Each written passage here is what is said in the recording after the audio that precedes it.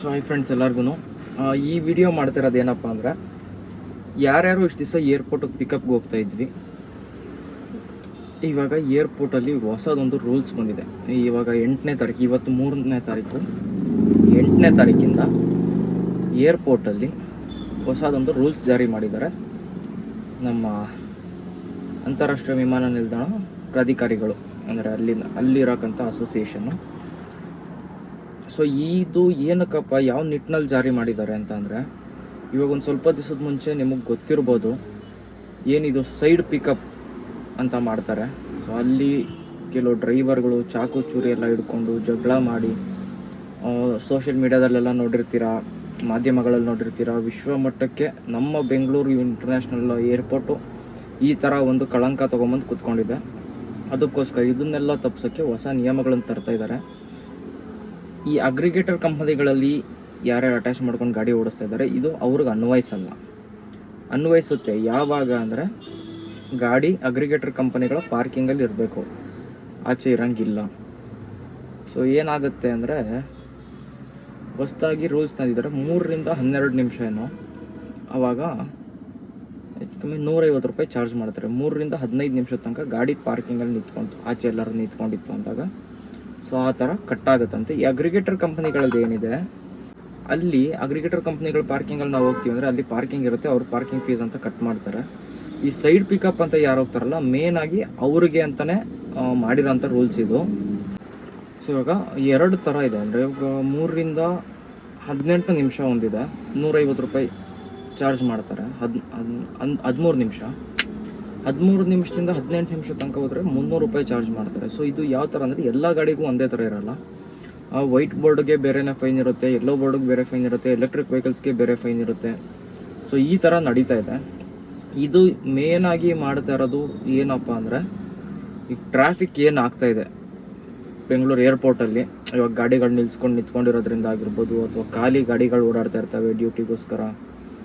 So ಅದಕ್ಕೋಸ್ಕರ ಆ ಟ್ರಾಫಿಕ್ನ control ಮಾಡೋಕ್ಕೋಸ್ಕರ ಮಾಡಿರೋಂಥ ರೂಲ್ಸ್ ಇದು. ಹೊಸದಾಗಿ 8ನೇ ತಾರೀಕಿಂದ ಜಾರಿಗೆ ಬರ್ತಾ ಇದೆ ನಮ್ಮ ಬೆಂಗಳೂರು ಇಂಟರ್ನ್ಯಾಷನಲ್ ಏರ್ಪೋರ್ಟಲ್ಲಿ. ಯಾರ್ಯಾರಿಗೆ ಅನ್ವಯಿಸುತ್ತೆ ಅಂದರೆ, ಈ ಅಗ್ರಿಗೇಟರ್ ಕಂಪ್ನಿಗಳಲ್ಲಿ ಅವ್ರ ಪಾರ್ಕಿಂಗಲ್ಲಿರೋ ಗಾಡಿಗಳಿಗೆ ಇದೆಲ್ಲ ಅನ್ವಯಿಸಲ್ಲ.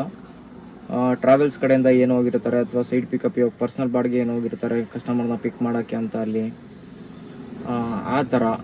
ಇವಾಗ ಬೇರೆ ಕೆಲವೊಂದು ಆ್ಯಪ್ಗಳಲ್ಲಿ ಅಗ್ರಿಗೇಟರ್ ಕಂಪ್ನಿ, ಓಲೋ ಊಬರ್ ಬಿಟ್ಟು ಬೇರೆ ಆ್ಯಪ್ಗಳಲ್ಲಿ, ಇವಾಗ ನಮ್ಮ ಯಾತ್ರೆ ಆಗಿರ್ಬೋದು, ರ್ಯಾಪಿಡೋ, ಯಾಕಂದರೆ ಅವ್ರದ್ದೆಲ್ಲ ಪಾರ್ಕಿಂಗ್ ಇಲ್ಲ ಅಲ್ಲಿ, ಅದೆಲ್ಲ ಅಲ್ಲಿ ಪಾರ್ಕಿಂಗ್ ಯಾವುದಿದೆ ಅದ್ರದ್ದು ಬಿಟ್ಟು, ಇವಾಗ ನಮ್ಮ ಯಾತ್ರೆಯಲ್ಲಿ ಅಥವಾ ರ್ಯಾಪಿಡೋದಲ್ಲಿ ಅದರಲ್ಲಿ ಏನೋ ಡ್ಯೂಟಿ ಬಿದ್ದು ಪಿಕಪ್ ಮಾಡೋಕೆ ಹೋಗಿರ್ತಾರೆ ಅಂತ ಅಂದಾಗ, ಸೊ ಈ ಟೈಮ್ ಪೀರಿಯಡ್ಗಿಂತ ಜಾಸ್ತಿ ಹೋಯ್ತು ಅಂದರೆ ಫೈನ್ ಕಟ್ಟಲೇಬೇಕಾಗುತ್ತೆ. 8ನೇ ತಾರೀಕಿಂದ ಸ್ಟ್ರಿಕ್ಟಾಗಿ ಈ ರೂಲ್ಸ್ ತರ್ತಾ ಇದ್ದಾರೆ. ಸೊ ಮೇನಾಗಿ ಟ್ರಾಫಿಕ್ ಕಂಟ್ರೋಲ್ ಮಾಡೋಕ್ಕೆ ಫಸ್ಟು ಅವ್ರ ತಲೆಯಲ್ಲಿ ಹಿಡ್ಕೊಂಡು ಮಾಡಿರೋಂಥದ್ದು ಟ್ರಾಫಿಕ್ ಕಂಟ್ರೋಲ್ ಮಾಡಬೇಕು ಅಂತ. ಯಾರ್ಯಾರು ಎಲ್ಲೋ ಬೋರ್ಡ್ ಡ್ರೈವರ್ಗಳಾಗಿರ್ಬೋದು, ವೈಟ್ ಬೋರ್ಡ್ ಅವರಾಗಿರ್ಬೋದು, ಪಿಕಪ್ ಮಾಡೋಕ್ಕೆ ಅಂತ ಹೋಗ್ತೀರಾ ನಿಮ್ಮ ಟ್ರಾವೆಲ್ಸ್ ಕಡೆಯಿಂದ ಆಗಿರ್ಬೋದು, ಅಥವಾ ಯಾವುದೇ ಒಂದು, ಇವಾಗ ನಿಮ್ಮ ಪರ್ಸ್ನಲ್ ಆಗಿರ್ಬೋದು, ಅಗ್ರಿಗೇಟರ್ ಕಂಪ್ನಿಗಳ ಮುಖಾಂತರ ಬಿಟ್ಟು ಬೇರೆ ಯಾರ್ಯಾರು ಕಸ್ಟಮರ್ನ ಪಿಕಪ್ ಮಾಡೋಕ್ಕೆ ಅಂತ ಹೋಗ್ತಿರೋ, ಈ ಟೈಮ್ನ ಕರೆಕ್ಟಾಗಿ ತಲೆಯಲ್ಲಿ ಇಟ್ಕೊಳ್ಳಿ. 3 ರಿಂದ 12 ನಿಮಿಷನೋ 13 ನಿಮಿಷನೋ ಇದೆ, 150 ರೂಪಾಯಿ ಆಗುತ್ತೆ. 3 ನಿಮಿಷದ ಒಳಗಡೆ ನೀವು ಪಿಕಪ್ ಮಾಡ್ಕೊಂಬಂದರೆ ಯಾವುದೇ ಥರ ಫೈನ್ ಇರಲ್ಲ ನಿಮಗೆ. 3 ನಿಮಿಷದ ಮೇಲೆ ಹೋಯ್ತಪ್ಪ ನಿಮ್ಮ ಟೈಮು ಅಂದಾಗ 3 ರಿಂದ 15 ನಿಮಿಷದ ತನಕ, 13 ನಿಮಿಷದ ತನಕ ನಿಮಗೆ 150 ರೂಪಾಯಿ ಚಾರ್ಜಸ್ ಆಗುತ್ತೆ. ಅದು ಯಾವ ಥರ ಕಟ್ ಮಾಡ್ಕೊಳ್ತಾರೆ, ಯಾವ ಥರ ದಂಡ ಹಾಕ್ತಾರೆ ಅನ್ನೋದ್ರ ಬಗ್ಗೆ ಏನೂ ಕಂಪ್ಲೀಟಾಗಿ ಮಾಹಿತಿ ಬಂದಿಲ್ಲ. ಸೊ ಅದು ಮಾಹಿತಿ ಬಂದಮೇಲೆ ಅದನ್ನು ತಿಳಿಸ್ಕೊಡ್ತೀನಿ, ಯಾವ ಥರ ಕಟ್ಟಾಗುತ್ತೆ ಏನು ಅಂತ. ಫಾಸ್ಟ್ಯಾಗಲ್ಲಿ ಕಟ್ಟಾಗುತ್ತೋ ಏನೋ, ಯಾವ ಥರ ಕಟ್ ಮಾಡ್ತಾರೆ ಅನ್ನೋದು ಅಷ್ಟು ಐಡಿಯಾ ಇಲ್ಲ ಇನ್ನೂ. ಸೊ ನೋಡೋಣ ಯಾವ ಥರ ಫೈನ್ ಕಟ್ಟಿಸ್ಕೊಳ್ತಾರೆ ಅನ್ನೋದನ್ನು, ಅಥವಾ ಅಲ್ಲೇ ಯಾರಾದರೂ ಗಾರ್ಡ್ಸ್ ಬಂದು ಕಟ್ಟಿಸ್ಕೊಳ್ತಾರೋ ಏನೋ ನೀಟಾಗಿ ಇನ್ನೂ ಅದ್ರ ಬಗ್ಗೆ ಹೇಳಿಲ್ಲ.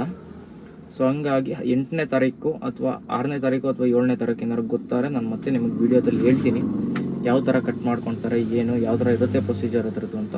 ಸೊ ಈ ಟೈಮ್ ಸೆನ್ಸ್ನ ಚೆನ್ನಾಗಿ ತಲೆಯಲ್ಲಿ ಇಟ್ಕೊಳ್ಳಿ. ಒಂದೊಂದು ಗಾಡಿಗೆ ಒಂದೊಂದು ರೇಟ್ ಇದೆ, ಎಲ್ಲ ಗಾಡಿಗೂ ಒಂದೇ ರೇಟಲ್ಲಿ ಕಟ್ ಮಾಡ್ಕೊಳಲ್ಲ.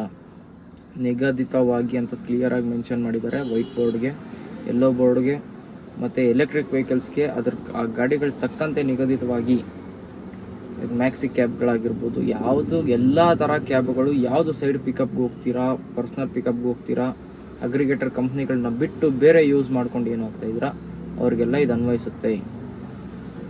ಸೊ ಇನ್ಮೇಲೆ ಆ 3 ನಿಮಿಷದ ಒಳಗಡೆ ಕಸ್ಟಮರ್ನ ಪಿಕಪ್ ಮಾಡ್ಕೊಂಬನ್ನಿ, ಬ್ಯಾಕ್ ಗೇಟಲ್ಲಿ ನಿಂತ್ಕೊಳ್ಳಿ, ಹೋಗ್ಬಿಟ್ಟು ಕಸ್ಟಮರ್ ಬಂದಿದ್ದೀನಿ ಅಂದಮೇಲೆ ನೀವು ಹೋಗಿ. ಯಾಕಂದರೆ ಫೈನ್ ಕಟ್ಟೋದು ನೀವಾಗಿರ್ತೀರ, ಕಸ್ಟಮರ್ಸ್ ಯಾವುದೇ ಕಾರಣಕ್ಕೂ ಇದು ಕೊನೆ ಆಗಲ್ಲ, ಅವ್ರು ಯಾವುದೇ ಕಾರಣಕ್ಕೂ ಫೈನ್ ಕಟ್ಟಲ್ಲ. ಸೊ ಹಂಗಾಗಿ ನೀವು ಫೈನ್ ಕಟ್ಟೋರಾಗಿರೋದ್ರಿಂದ ಬ್ಯಾಕ್ ಗೇಟಲ್ಲಿ ನಿಂತ್ಕೊಳ್ಳಿ, ಹೋಗ್ಬಿಟ್ಟು ಕಸ್ಟಮರ್ ಬಂದಿದ್ದೀರ ಅಂದಮೇಲೆ ನೀವು ಹೋಗಿ. ಅವಾಗ ಜಾಸ್ತಿ ಹೊತ್ತು ಕಾಯೋದಿರಲ್ಲ, ಸೊ ಬರ್ಬೋದು. ಸೊ ಅದನ್ನು ತಲೆಯಲ್ಲಿ ಇಟ್ಕೊಳ್ಳಿ. ನೆಕ್ಸ್ಟ್ ಮತ್ತೆ ಇದ್ರ ಬಗ್ಗೆ ಅಪ್ಡೇಟ್ ಬಂದಾಗ ನೆಕ್ಸ್ಟ್ ವೀಡಿಯೋದಲ್ಲಿ ಮತ್ತೆ ನಾನು ನಿಮಗೆ ಹೇಳ್ತೀನಿ ಏನು ಅಪ್ಡೇಟ್ ಇದೆ, ಹೆಂಗೆ ಏನು ಅಂತ. ಸೊ ಇದು ಸದ್ಯಕ್ಕೆ ಬಂದಿರೋಂಥ ಮಾಹಿತಿ.